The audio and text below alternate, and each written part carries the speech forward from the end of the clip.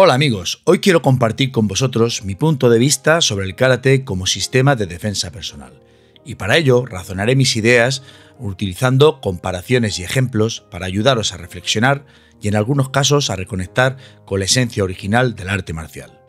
Me inicié en el camino del karate hace 45 años, impulsado por un profundo deseo de aprender un sistema de defensa personal. Mi aprendizaje comenzó a través de una metodología basada en Kihon, Kata y Kumite.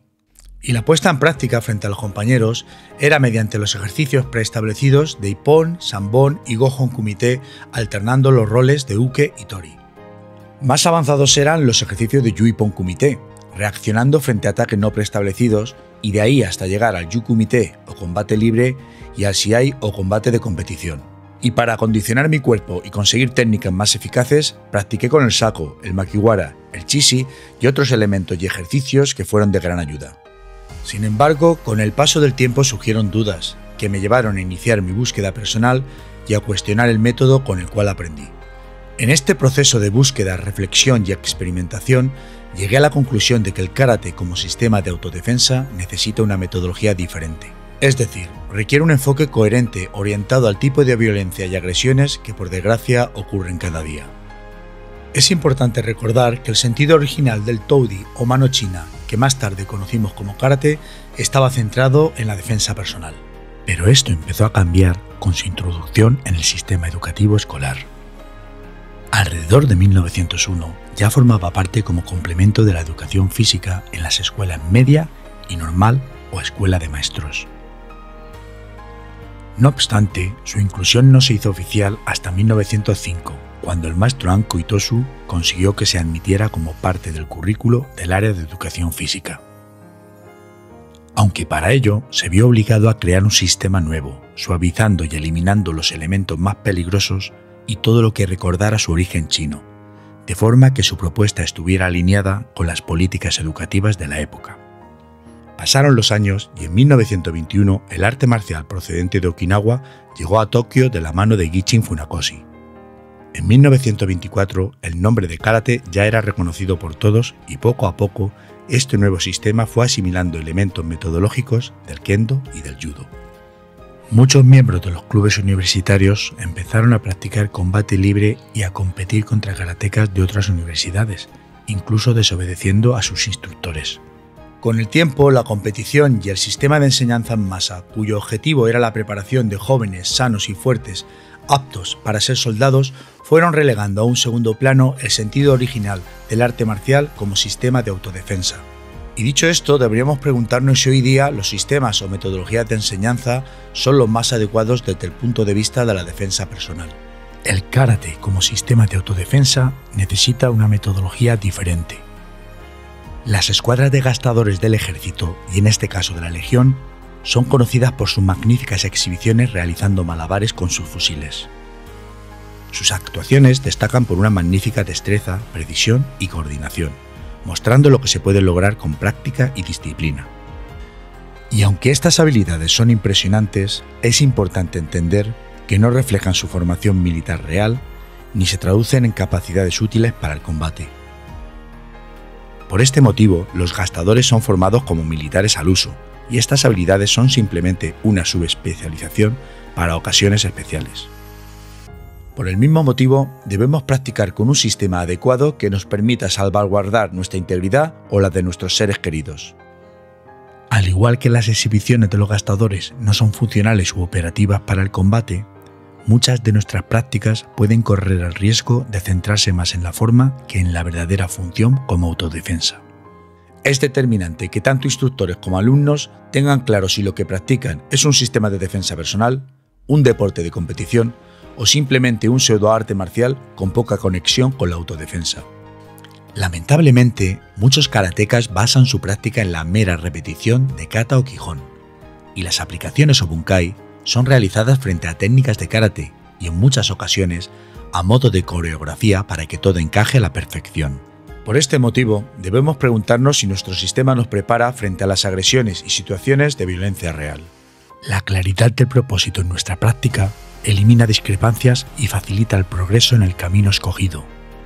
Es fundamental entender que el karate deportivo y algunos sistemas de entrenamiento no están ideados para defendernos de la violencia entre seres humanos. En el combate de competición hay reglas y árbitros, y las técnicas están refinadas para contrarrestar acciones idénticas o muy similares. Por el contrario, en la calle no hay reglas, no hay nada pactado, y el peligro es impredecible. Es aquí donde las diferencias entre los enfrentamientos consensuados y los no consensuados se hacen evidentes. En materia de autoprotección, la técnica, la táctica y el enfoque psicológico deben adecuarse para estar preparados ante situaciones que pueden ir desde lo caótico a lo especializado. Los agresores, independientemente de su preparación, suelen actuar de forma brutal y sin filtros, mientras que nosotros debemos saber defendernos de forma temporal, efectiva y proporcionada. Incluso el Jiu-Jitsu Kumite, por muy exigente que pueda llegar a ser, no se asemeja a una agresión física en la calle. Y por tanto, hemos de prepararnos frente a las agresiones no convencionales, imitando situaciones reales y fomentando condiciones de práctica bajo inoculación de estrés. Esto nos ayudará a mejorar la toma de decisiones bajo presión y nuestra actuación ante lo inesperado. La determinación de prepararnos para afrontar lo imprevisto puede marcar la diferencia en las situaciones de autodefensa. En mi opinión, nuestro currículo debería centrarse en los sistemas o metodologías que mejor nos preparen ante los actos de violencia física o psicológica a los que podemos vernos expuestos. No basta con realizar técnicas o movimientos muy precisos dentro de nuestro propio contexto. Por desgracia, hay quienes se especializan en hacer de lo sencillo y eficaz algo complicado e inaplicable, creando así un falso valor cuyo único objetivo es hacer brillar sus cualidades. La esencia de cualquier arte marcial es la defensa personal, y es nuestra responsabilidad asegurarnos de que esto no sea obviado. Si nuestro objetivo es la defensa personal, hemos de aceptar que en la calle nadie nos atacará siguiendo los patrones establecidos de nuestro arte marcial. Los agresores no frenarán sus ataques para no dañarnos, ni expondrán deliberadamente sus puntos vitales. En consecuencia, si aspiramos a ser eficaces contra la violencia no deportiva, nuestra metodología debe encaminarse hacia esta realidad, ajustando nuestras técnicas y tácticas para estos escenarios. De la misma manera que quitamos a los niños los ruedines de apoyo cuando aprenden a montar en bicicleta, llega un momento en el que tenemos que abandonar o adaptar la metodología que heredamos. Una metodología que eliminó lo más eficaz o peligroso y que no dedicó el tiempo o la atención debida a su objetivo primigenio. No olvidemos que este sistema de enseñanza se utilizó para formar a jóvenes fuertes, sanos y patriotas, y que en la isla principal de Japón se adoptó una disciplina cuasi militar para facilitar la práctica y enseñanza en masa y promover valores específicos. Actualmente, no tiene sentido perpetuar dicho sistema. Si continuamos rizando el rizo, corremos el riesgo de formar practicantes hábiles en situaciones formales y controladas e ineficaces ante agresiones reales. Es fundamental que reconozcamos la necesidad de preparar a nuestros alumnos para la verdadera naturaleza de la autodefensa, porque para los agresores las únicas reglas que existen es la inexistencia de las mismas y harán todo aquello que les permita conseguir sus objetivos. En tanto que nosotros tenemos que lidiar con nuestro legado de valores éticos y personales tratando de ser eficaces y eficientes y que ante la ley se considere una actuación de legítima defensa. Pero ante todo, lo que realmente importa es nuestra preparación para tratar de evitar la confrontación, y si esto no es posible, ser capaces de actuar con éxito. Por supuesto que entiendo y respeto a quienes entrenan con el objetivo de ganar competiciones. Los competidores tienen un propósito claro y se especializan en aquello que les permite alcanzar sus objetivos. En este sentido, su sistema de entrenamiento es consecuente con los objetivos a conseguir. Incluso es posible que puedan salir bien parados en una agresión, a pesar de que su sistema no sea el idóneo para la autodefensa. En este contexto son de gran importancia cualidades como el coraje. El coraje transforma el miedo en determinación. Si nuestro objetivo principal es la autodefensa, nuestro sistema de enseñanza debe estar diseñado para tal fin. Nuestro karate no puede ser fruto de un conocimiento estancado, ni un mero ejercicio de repetición de formas establecidas. No debemos limitarnos a caminar sobre las huellas de los maestros que nos precedieron. En cambio, podemos apoyarnos en sus enseñanzas para emprender nuestra propia búsqueda y encontrar nuestro camino. Este es un proceso que nos exige confrontar si nuestros conocimientos y metodología están alineados con los objetivos a los que debemos aspirar en materia de defensa personal. Los principios que dieron lugar al Toudi siguen siendo válidos hoy en día. Solo es necesario tener claro cuál es nuestra prioridad y elegir la metodología adecuada para que estos ocupen el lugar que les corresponde. Por tanto, el proceso de análisis y estudio de las tácticas, técnicas y estrategias que los antiguos maestros nos legaron en sus kata nos permitirán redescubrir estos principios. Y así podremos encontrar incluso aplicaciones en las que antes no habíamos pensado. Por todo ello, no debemos olvidar que cada kata en sí misma es un sistema de defensa personal que incluye golpes, agarres, derribos, proyecciones, bloqueos y secuencias que le dan entidad propia, y por este motivo no basta con realizarla de manera mecánica. Es nuestra responsabilidad analizarlos a fondo para encontrar aplicaciones prácticas, realistas, variadas y contextualizadas en las situaciones de violencia y agresiones. Otro aspecto muy importante es adaptar la práctica a nuestro estado físico en cada etapa de nuestra vida. Las personas con mucha juventud y experiencia acumulada no deberíamos actuar como si el tiempo no pasara por nosotros. Y sobre todo, no debemos plantear las posibles agresiones y las respuestas a las mismas en términos de acción-reacción entre karatecas. El karate no es solo de jóvenes y para jóvenes, ni exclusivo de karatecas para karatecas. Es nuestro deber emprender una profunda búsqueda para hallar nuestro camino. El adiestramiento de las unidades de operaciones especiales se fundamenta en la realización de ejercicios tácticos cuya estrategia está basada en misiones reales y en escenarios de combate inspirados en las mismas. Y como decía uno de mis mandos en el GOE 3, Grupo de Operaciones Especiales del Ejército de Tierra, toda situación es susceptible de empeorar. De igual modo, el sistema de enseñanza de cualquier arte marcial cuyo objetivo sea la defensa personal debería adoptar un enfoque similar, con objetivos claros y adecuando la metodología para que la preparación sea la más idónea frente a las situaciones de violencia y agresiones que suceden cada día. Y para esto deberemos priorizar lo que realmente importa, dedicando al menos un 60% del tiempo a la práctica de situaciones tácticas sobre agresiones y al acondicionamiento técnico con el sako, paos, chishi u otros elementos. Asimismo, debemos ser capaces de incorporar a nuestro sistema todo aquello que consideremos necesario. Por ejemplo, es evidente que el karate no ha desarrollado un sistema de lucha en el suelo como el judo o el jiu-jitsu. Y es frecuente que muchas agresiones acaben ahí, por lo tanto no es nada desdeñable que nos preocupemos en formarnos en este sentido. Es cierto que cuando intervienen varios agresores o en una pelea tumultuaria, el hecho de tener que agarrar a uno de ellos implica que otros nos pueden atacar. Pero por otro lado, si somos atrapados o llevados al suelo, es muy útil tener recursos para poder zafarnos o reducirlos. La preparación para la defensa personal no es solo cuestión de técnicas físicas. En situaciones de estrés como una agresión, un accidente o una catástrofe natural, nuestro estado mental y emocional juega un papel crucial. En este sentido, es esencial el conocimiento que pueden aportarnos las ciencias del comportamiento humano en la adquisición de habilidades que nos enseñan a afrontar nuestra gestión del estrés y de sus consecuencias negativas y, por consiguiente, a mejorar nuestras respuestas. La práctica de ejercicios de inoculación de estrés nos ayudará a ser conscientes y estar prevenidos ante síntomas negativos del estrés, como la parálisis por miedo, dificultad para respirar, palpitaciones, ira, desorientación y otras consecuencias físicas o mentales. Otro recurso de gran utilidad es analizar las agresiones y situaciones de violencia que podemos ver en Internet, en redes sociales e incluso en los informativos. Su análisis puede aportarnos una información muy valiosa que nos permitirá diseñar y recrear situaciones similares para concienciarnos adecuadamente. Aunque por desgracia estos recursos también están a disposición de los potenciales agresores. Además, hay dos aspectos a tener muy en cuenta: el miedo judicial y el controvertido principio de proporcionalidad. Ambos aspectos pueden interferir de forma inhabilitante debido al miedo a las consecuencias legales, ya que un juez puede considerar que no es legítima defensa o que se ha infligido un daño desproporcionado. Esto es un problema incluso para los miembros de las fuerzas y cuerpos de seguridad. Estar preparado mental y emocionalmente es tan importante como estarlo físicamente. No creo que haya ninguna duda de que cada kata fue creada para preservar unos determinados principios fundamentales de la autodefensa. Estos principios fueron fruto de la experiencia real y recopilados para poder enseñar cómo defenderse y controlar a los agresores. Para ello emplearon diferentes técnicas y movimientos regidos por la táctica y la estrategia más adecuada en cada circunstancia. Mediante el correcto estudio y puesta en práctica del kata, podremos encontrar recursos para impedir o repeler la mayoría de las agresiones. Y con las adaptaciones adecuadas, pueden ser efectivos contra prácticamente cualquier tipo de ataque.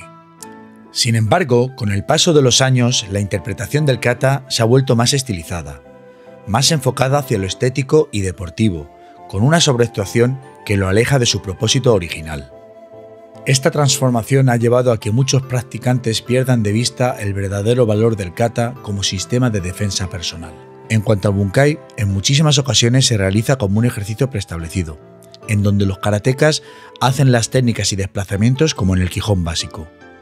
Y para que todo cuadre perfectamente, se usan unos patrones artificiosos que muy poco tienen que ver con la defensa personal. Por todo esto, no nos debe de bastar con conocer las aplicaciones tradicionales de cada movimiento, sino que tenemos que analizarlas en profundidad y así podremos vincular los conceptos tácticos, técnicos y estratégicos de kata y bunkai. En definitiva, cada kata es una representación tridimensional del sistema de defensa personal que contiene y cumple la función de ser un mapa mnemotécnico en el que nuestros antecesores sistematizaron, recopilaron y guardaron las tácticas, técnicas y estrategias que más valoraban. Y es nuestro cometido aprender a interpretarlas para recuperar el conocimiento del que son depositarias. Recuperemos el propósito original del kata. Desde el punto de vista operativo de la práctica orientada a la defensa personal, solo será relevante aquello que nos prepara de forma muy adecuada frente a las agresiones más comunes: golpes, agarres, empujones y combinaciones o variantes de los mismos. Como sistema de defensa personal debemos ajustar nuestras técnicas, tácticas y estrategias a la par que nos preparamos para poder encajar tanto las agresiones físicas como las emocionales de los gritos, insultos y amenazas. Y es primordial ser capaces de activarnos rápidamente, para reaccionar de manera efectiva o tomar la iniciativa si lo consideramos oportuno. Y con este fin practicaremos con situaciones tácticas en donde esté presente la inoculación de estrés, lo que causará transferencia positiva en nuestras capacidades combativas. Otras variables a tener en cuenta son los aspectos psicológicos, físicos, del entorno, el tipo de atacante y de agresión o provocación, y el factor sorpresa que es habitual en muchas situaciones, entre otros. Y ante todo debemos ser conscientes de las posibles consecuencias físicas, psíquicas y legales de defendernos de una agresión, teniendo en cuenta los principios de necesidad, proporcionalidad y precaución que rigen el uso de la fuerza según la ley. Por otra parte, no debemos confiarnos de la falsa seguridad que puede producir la práctica de un arte marcial o deporte de combate. Y en cuanto a la concienciación, debemos tener muy en cuenta que los agresores carecen de escrúpulos, que usan engaños y artimañas, que tienen poco o nada que perder y que actúan totalmente motivados y activados. Por otro lado, si las víctimas no están bien preparadas y mentalizadas, tendrán dudas y reparos, tardarán en activarse o se bloquearán, lo que puede ser fatal en estas situaciones. La preparación también consiste en ser capaces de activarnos en milisegundos, y así poder hacer frente a un agresor que viene cargado de adrenalina y dispuesto a imponerse por la fuerza. Y hay algo que es seguro, solo un adiestramiento correcto nos prepara para actuar con más posibilidades de éxito. Por estas razones hemos de trabajar para que el avance en los cinturones o grados manifieste el progreso real en el aprendizaje de la defensa personal. La defensa personal no es solo una cuestión de técnica, sino de mentalidad, actitud y estrategia. Si bien reconozco y respeto algunas interpretaciones que el karate ha recibido a lo largo de los años, creo que es vital recordar sus raíces como un arte marcial diseñado para la defensa personal. Me preocupa que en muchos casos esta esencia fundamental se esté diluyendo, y considero que es un momento oportuno para reflexionar sobre cómo podemos revitalizar este aspecto sin olvidar ni menospreciar otros elementos y valores que el karate nos ofrece. Y atento, que las reflexiones que vienen a continuación también te interesan. Dedica más tiempo al trabajo de situaciones tácticas de autodefensa y al acondicionamiento físico. No abuses de las prácticas de espectro ajustado a las acciones entre karatecas. Evita incoherencias metodológicas y serás más eficaz. Prepara tanto tu cuerpo como tu mente. Visualiza y analiza agresiones para concienciarte y reajustar tus acciones. La resolución de una agresión no necesita ser espectacular, sino cumplir su cometido de evitar, controlar, hacer desistir o someter al agresor. Recordad, tener una caligrafía bonita no hace que lo que escribamos sea brillante. De la misma manera, la atractiva portada de un libro no asegura su calidad. Como dice el adagio, es mejor ser un guerrero en un jardín que un jardinero en una guerra. La confrontación física solo debería ocurrir cuando han fallado las medidas de prevención y el diálogo, o cuando nada de esto es posible debido al factor sorpresa o a la magnitud de la situación. Espero que en este vídeo hayas encontrado contenido de valor que te inspire en tu camino. Si es así, no dudes en suscribirte y darle difusión. Te invito a compartir tus preguntas o comentarios. Me encantará leer tus opiniones sobre este tema tan importante. Sigue entrenando con propósito. Busca siempre la verdad en tu karate. y recuerda que el camino del karate es un viaje continuo de aprendizaje y autodescubrimiento. Nos vemos en el dojo o en el próximo vídeo.